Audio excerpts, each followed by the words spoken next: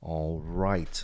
We are officially live. How's everybody doing out there? Welcome back to the YFYI podcast. We got to see if I remember how to do this. It's been a minute. I haven't been on the microphone in a minute, and there's a few reasons why, and I'm going to tell you guys all about it.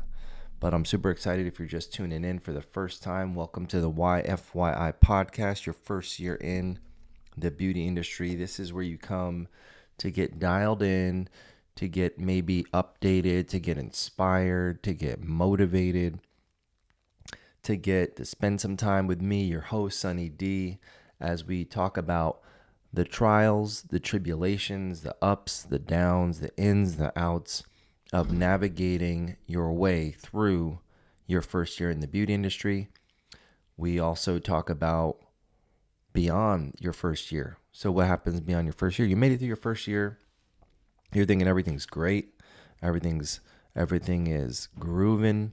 And then the second year arguably could be harder. The third year arguably could be harder still. There's other times in your career where you might find yourself kind of questioning. Maybe you're like doubting. Maybe you're wondering, did I make the right decision? Did I choose the right industry? Did I? There's a lot of those. And that's okay because everybody has those did I's. Everybody has those experiences. Everybody has those like questions, those doubts, those wonders. And especially if you've been, doing this for a while. If you haven't actually, I would say if you haven't had those situations where you're kind of like, I don't know if this is what I should be doing, or I'm thinking about quitting, or any of that kind of stuff. If you haven't had those, I would argue that maybe you're full of shit and you're trying to make people think that that doesn't happen to you. Or I would argue that you haven't really jumped all in just yet. Maybe you're kind of like on the edge, where you're putting a toe in the water, but you haven't really jumped in. And so this is just real talk. We come here. It's not a super, kind of like scripted. I mean, I like to update you guys. I haven't done the podcast in a minute because I have been just busy doing life, doing business, doing life, doing all kinds of things in the landscape of business and life. So that's been where I've been. But I know that a lot of you guys are still coming and listening. And there's a ton of good content and great episodes that you can tune into. It's not just going to be, it's a lot of it's evergreen because a lot of it, as the industry develops and as you develop, you may find that an episode may work for you for some things. A different episode may work for something else. But I really enjoy doing this. I got to get recommitted and I got to get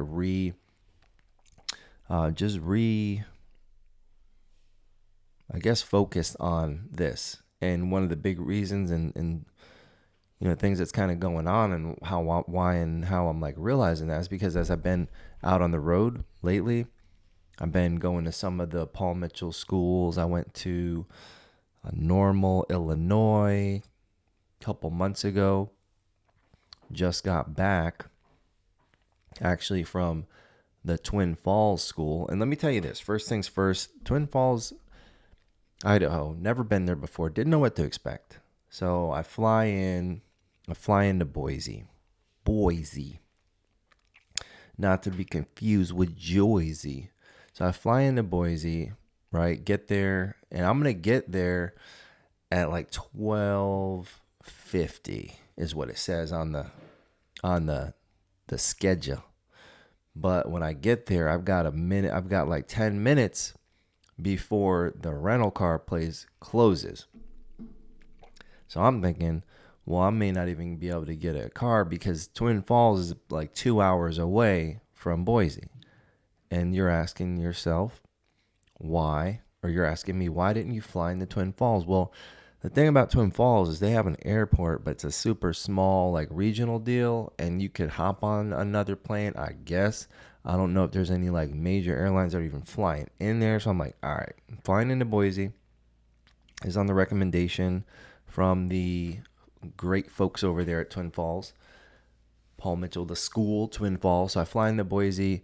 I'm like, oh shit, if I don't make it to the rental car thing, I'm gonna be stuck here. I'm gonna stay overnight, I guess, and then get a car in the next morning. So that's what I thought the plan was gonna be.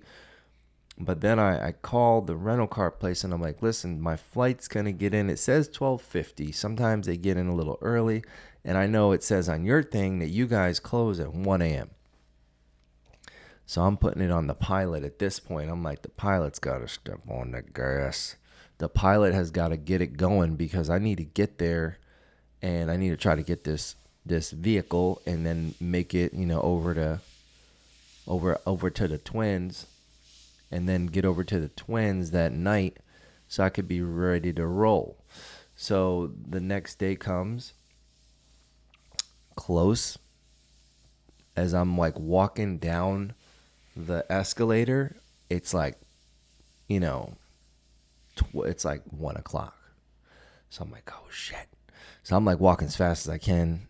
I'm walking. And wouldn't you know, the nice lady that was over there at one of the only ones, there was like 2 people out of like 7 counters. There were like 2 people that stayed. Maybe there was 3. I think there was a dude over there in the back wearing a backpack. Like he had already like clocked out, and then because our plane was running a few minutes late, they tend to do that.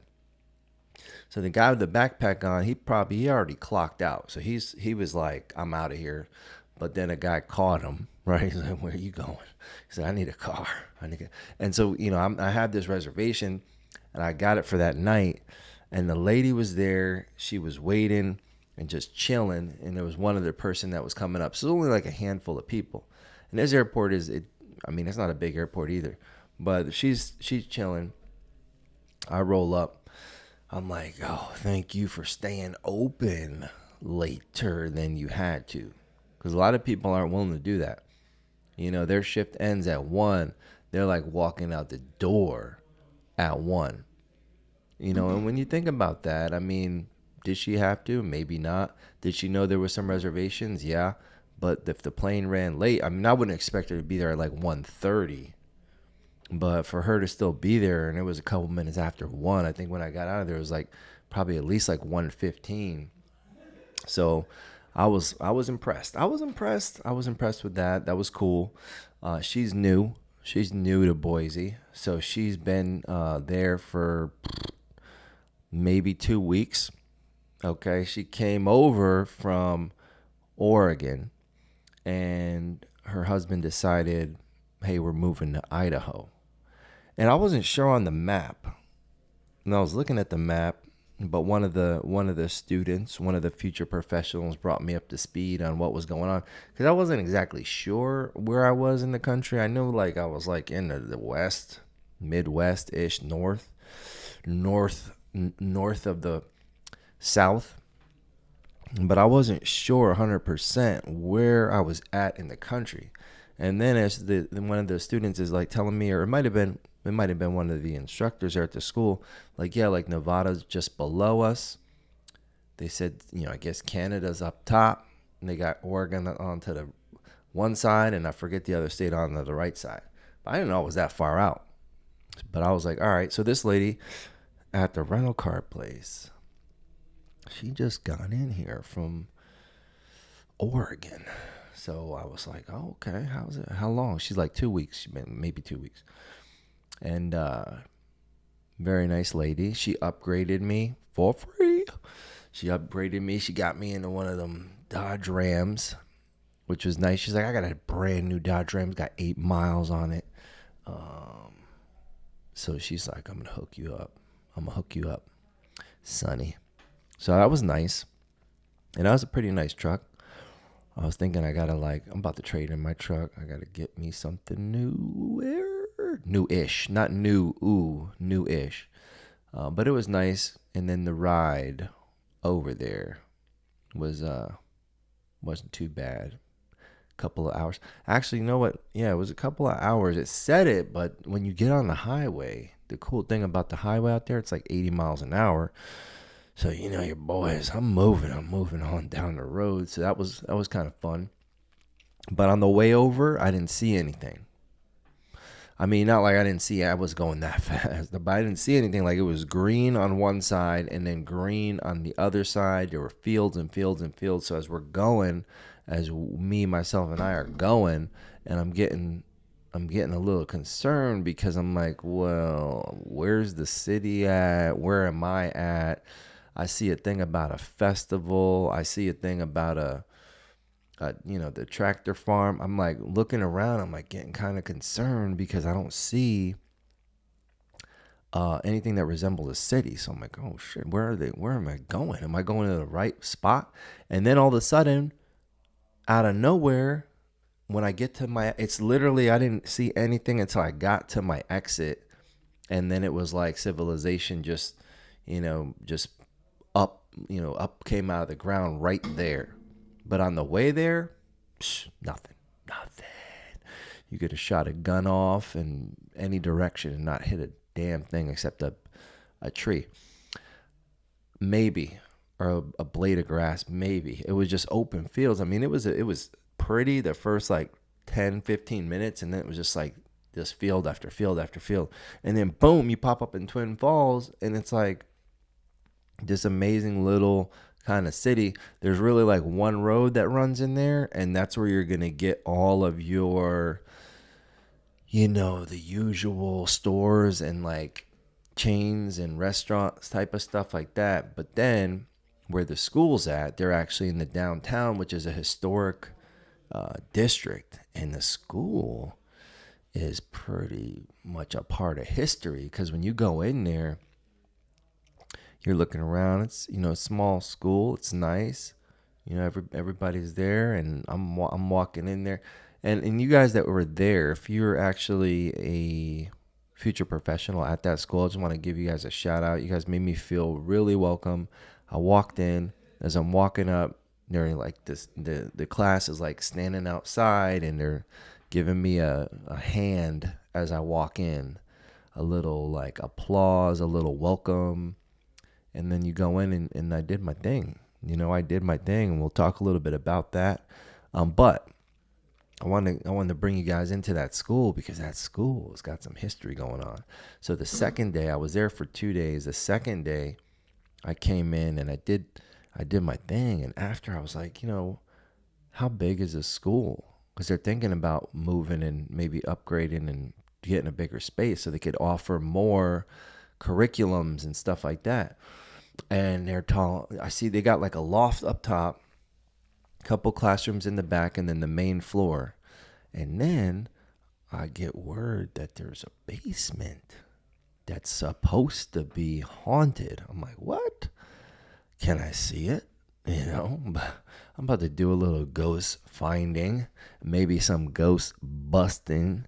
So I go down there, and the instructor that's telling me about it says, there's a hole that's filled in. It used to be a tunnel.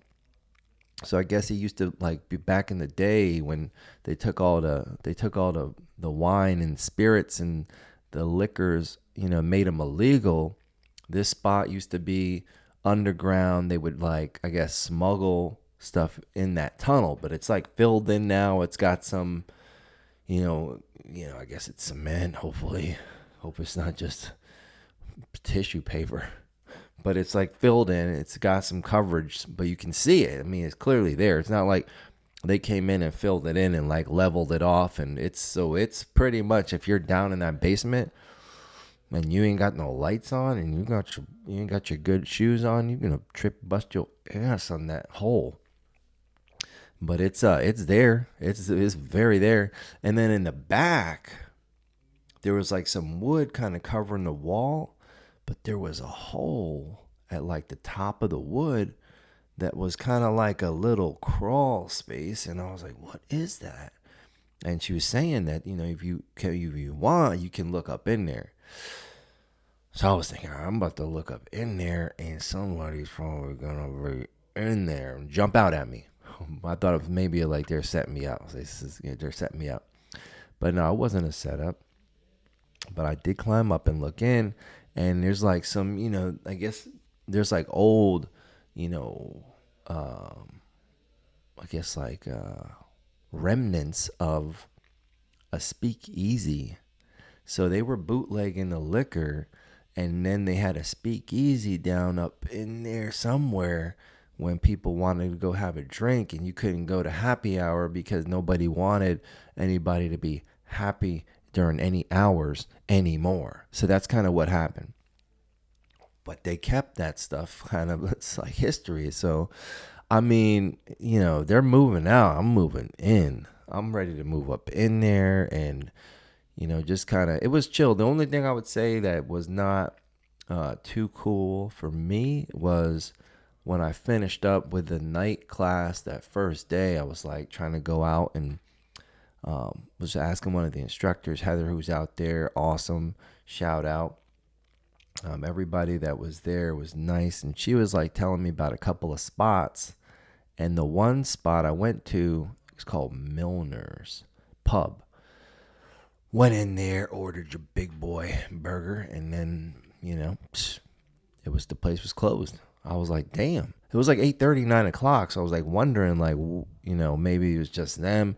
But then I went out into the streets, which I will tell you, the sandstorm that I experienced there, which I call it a sandstorm. They called it, there's gravel and there's some loose dirt flying around. I walked out that bitch and got blinded damn near the first, minute I stepped out, and I had my glasses almost on my face, and the damn sand came and just cut all up in there. I was like, oh. So I put my glasses on. I'm like, what the hell is going on? Are we in the desert? But there's a lot of loose dirt, and through that little downtown, it kind of like somehow funnels it through sideways. So I'm like, you better have your Oakleys, your goggles on, because you about to get your damn eyes taken out around that bitch. But it was pretty cool though. But they had some live music going on and stuff. So I was walking around. So I was like, oh, this is gonna be tight. It's gonna be fun. And then I went to the pub and finished my food. I came out and I was just gonna walk around, and everything was shut down, locked down, closed down. So that was the only thing. That's my little recap on that. My most recent trip. Got some more coming up. I'm going up to a couple different schools. And if you're listening to this and I haven't been to your school, or it's been a while, you got to talk to your director, your education leader, and say, hey, we want Sonny to come and do a guest artist. I'm game to come to any town, anywhere, anytime to do guest artists and share some of my, share my story and share some of the things that, the things that I think people find, they can maybe use. And I met a couple people there that, who you are, if you're listening, that were going through some stuff and having a lot of doubts. And that's life though, right? That's the big question is, am I making the right decision on every decision? Because we don't know. And sometimes it's like easy after the fact. You're like, oh shit, I shouldn't have done this, or I shouldn't have done that.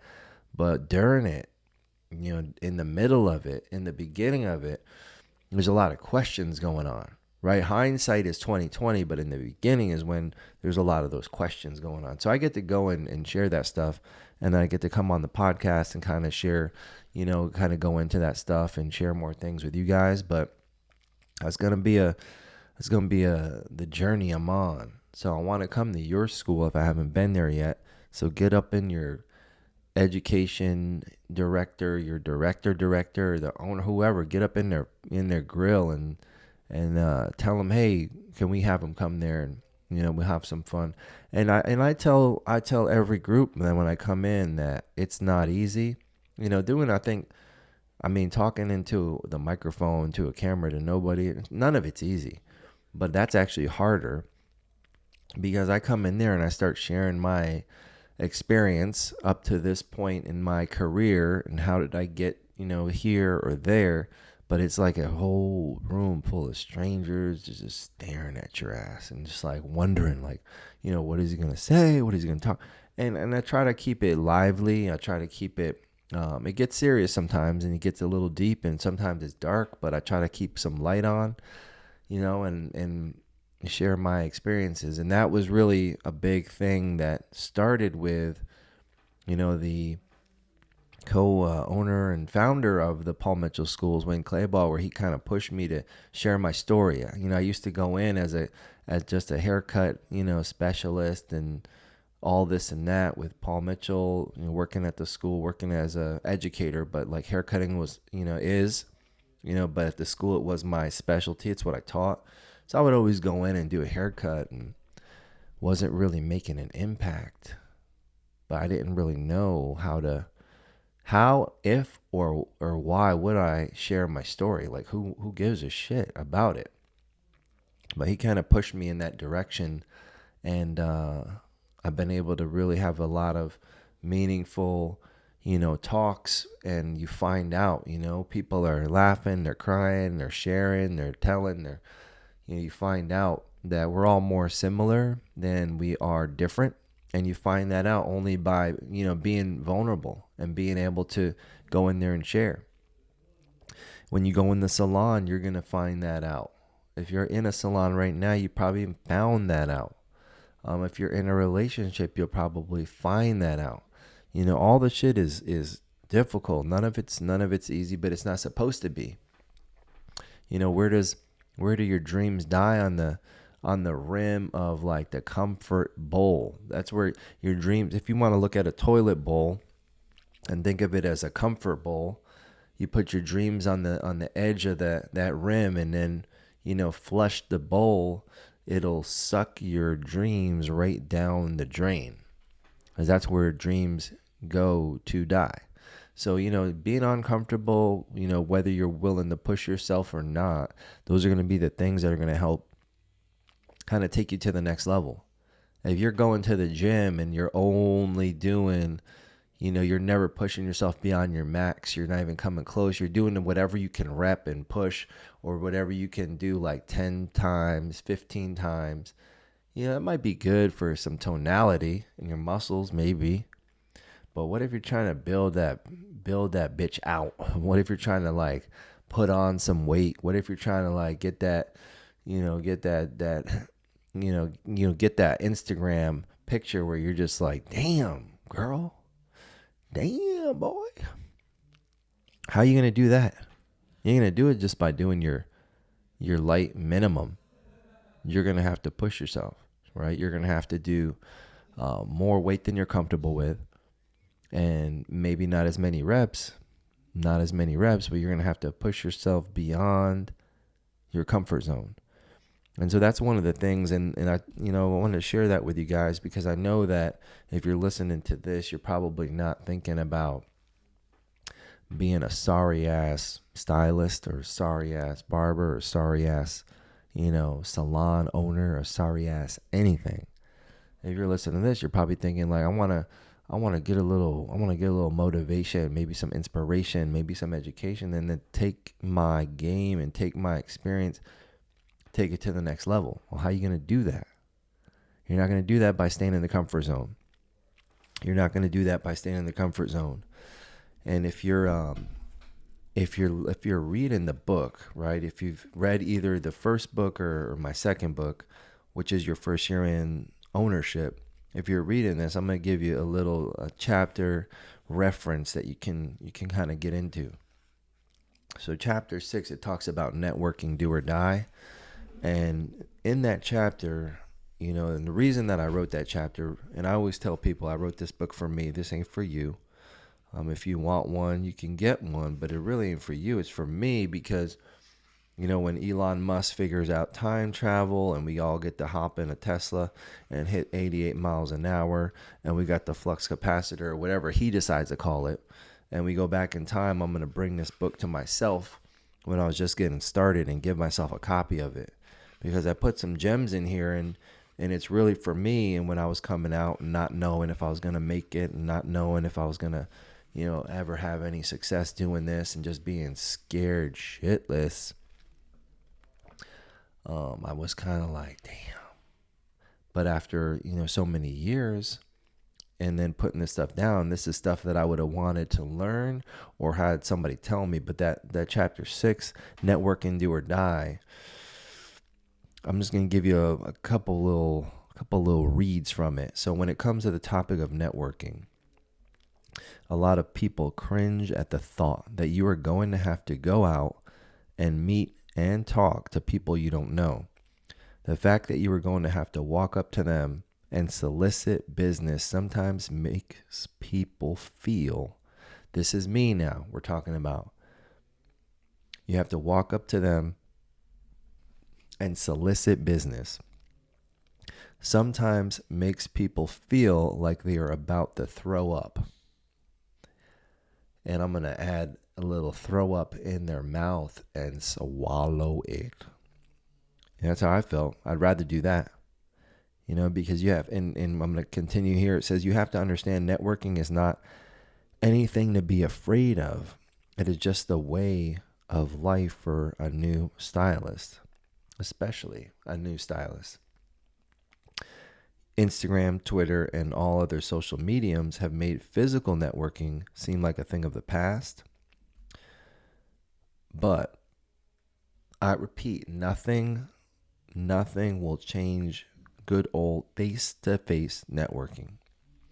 And so, for those people like me that don't necessarily like doing that, it's uncomfortable, right? You're sweating, you're nervous, you're scared, whatever. That was me. I wasn't about going out there, hey, here's my business card, and hopefully one day, I'll never see you. I'd be like, I didn't know what to say. I didn't know who to talk to. I didn't know what to say. I didn't know how to say it. I had the business cards. First start there, have the business cards on you, and then get into that chapter, and we'll talk a little bit about that, how you can talk to somebody, because there are things that you can do. If you're trying to create interest, when somebody looks at you in the eye, that says something. So being able to make sure that you're making some eye contact, having the business cards, knowing what that means, that professional card that you have, whether you think it's a physical thing or not. If you're on Instagram, then that's your business card, but having that business card, and making sure that you're ready, that's about being ready. And when you look at that little, some people consider that just a piece of paper, but you have your number on there, you have your Instagram handle on there. Nowadays, with the QR codes that can take people right to your website or your Instagram, having that on there. And thinking also about each of those business cards represents an opportunity. But one of the things people get, kind of hung up on, and I know this was me early on, is they pass out a few and, they think they're doing something. You're going to have to pass those out. You're going to have to talk to people. It could be a 10-to-1 ratio. It could be a 10-to-2, or a 2 out of 10, 1 out of 10. If you get to like 3 out of 10, meaning you're getting 3 new guests for every 10 approaches or every 10 cards that you're passing out, you're what's called a phenomenon. Think about that in baseball.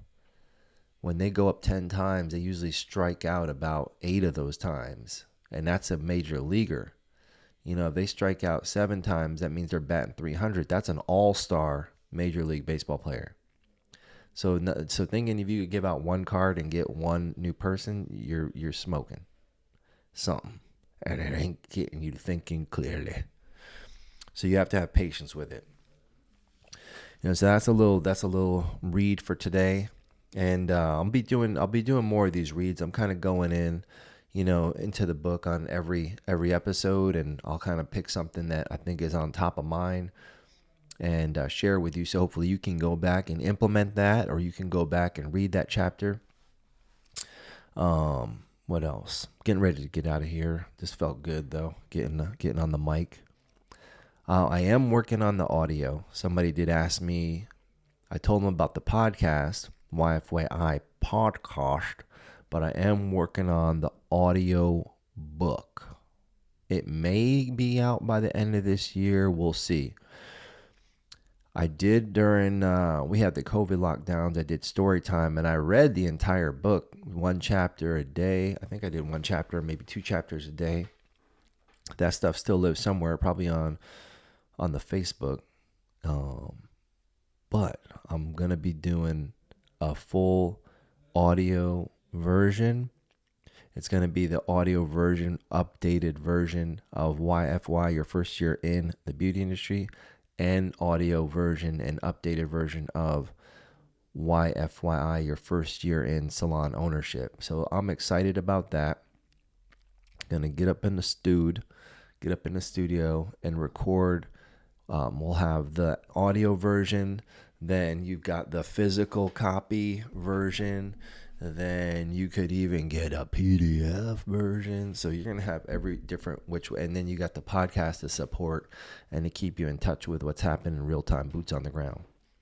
So I'm excited about that. So stay on the lookout for that. And other than that, guys, I hope you guys are doing good. I hope you're making things happen. Make sure if you have any questions, you need to reach out. Probably the best way to reach out to me is going to be on, it's on the Instagram. So we got an Instagram for YFY. It's at your first year in, pretty easy. My Instagram is just at SonnyD 1.0, SONNY, D as in delight, the number 1.0. So stay tuned for next week's episode. But I'm working on this new format. I'm working on just getting behind the mic more on a consistent basis. I might drop another one of these bitches this week if I really get after it. But I do have other things. Obviously, you guys know as a salon owner, that takes a lot of your time.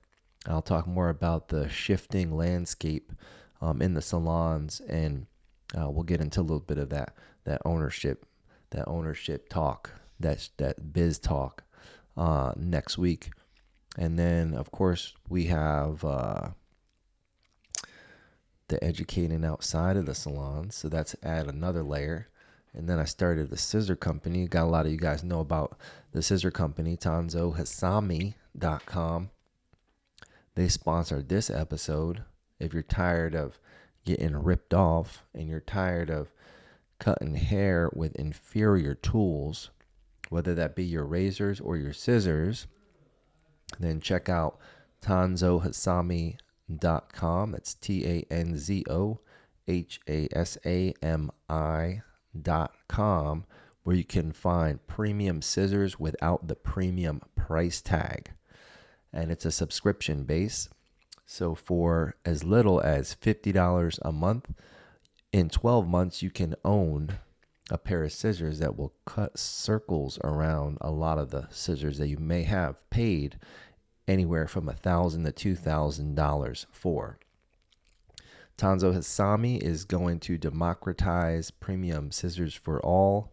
So visit tanzohasami.com and find out how you can get started with zero interest, and with as little as $50, you can have a pair of scissors mailed to you and start cutting the Tanzo Hasami way.